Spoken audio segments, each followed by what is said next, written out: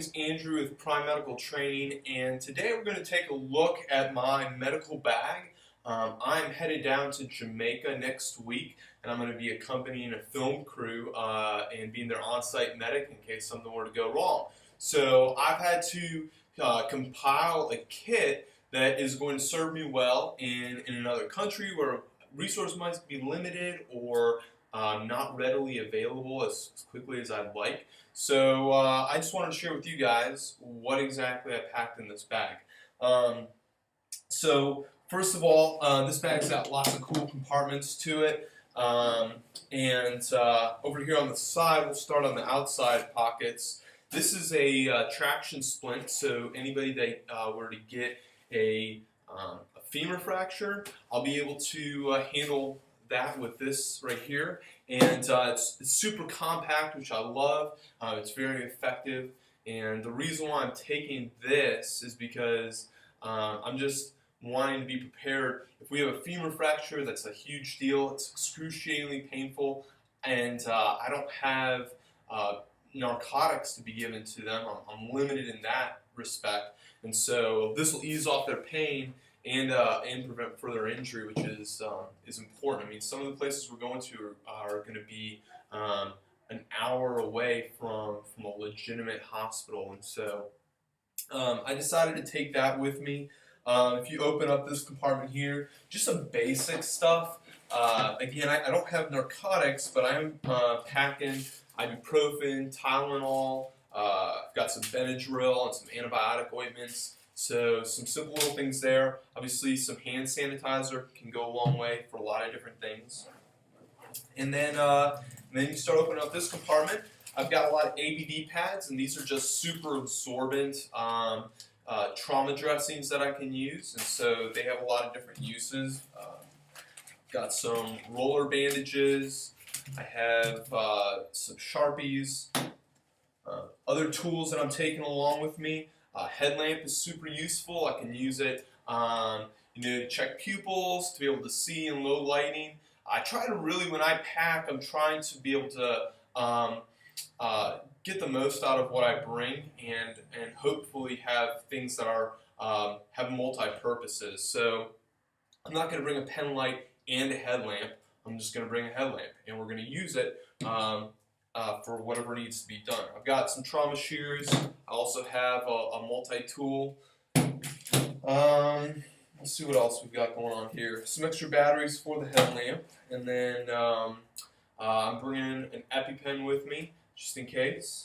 We open up the main compartment, and the rest of the things that I have, I've got.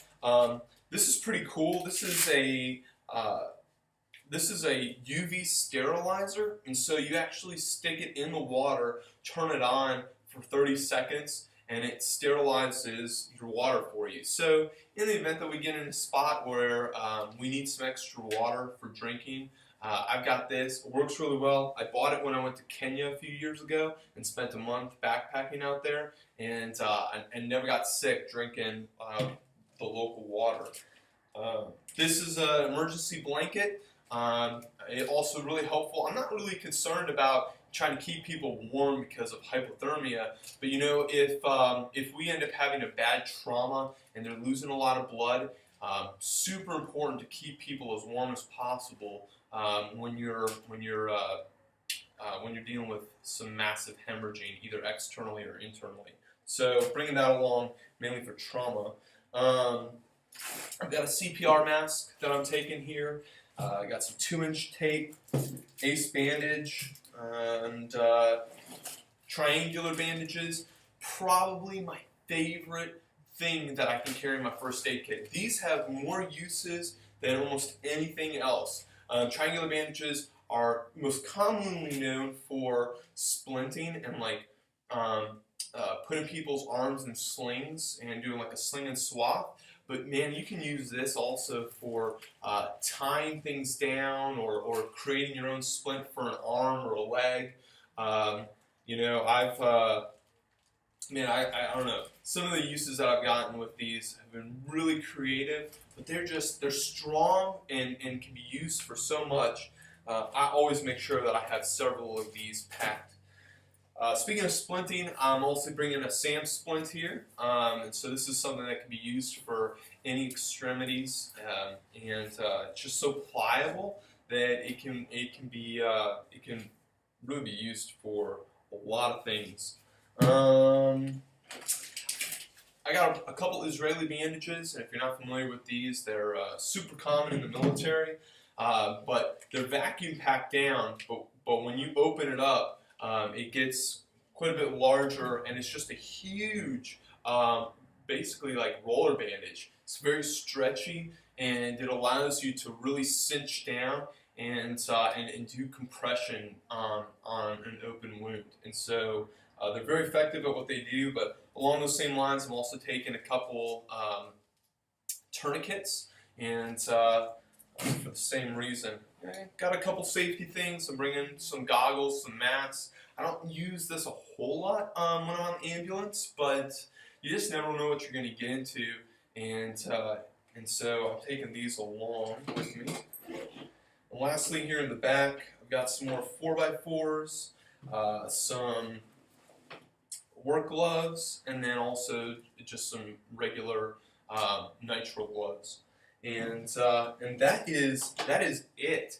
So for me, you might be asking, why did you not pack a stethoscope or a pulse ox or blood pressure cuff and those kind of things? And really the reason is, what good is it to me? Like, if I check a pulse ox and the respirations are 80% saturation, I don't have oxygen.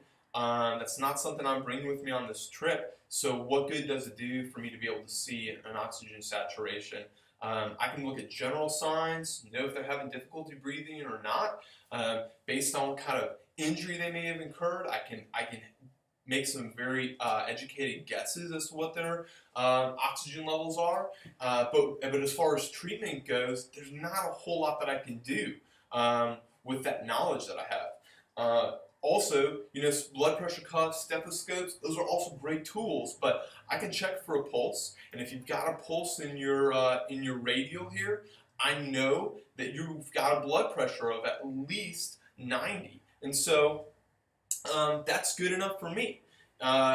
If you've got a low blood pressure, there's very little I can do. I can put you laying flat, raise your legs a little bit to help increase your blood pressure, but again, I don't have medications to reverse those kind of things.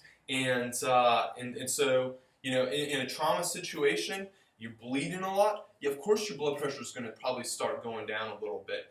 But all we can do is put pressure on that wound and try to stop the bleeding as quickly as possible, keep them warm. Those kind of basics. And so, so I've really tried to be very critical with the way that I think about what I'm bringing and why I'm bringing it. It would seem obvious to take some of these tools that I mentioned, but really, in all practicality, it's not going to do me a lot of good. And so, so this is it. It definitely caters mainly to trauma. If there's medical conditions that come up, I'm pretty limited in what I can do unless I brought along a huge drug box.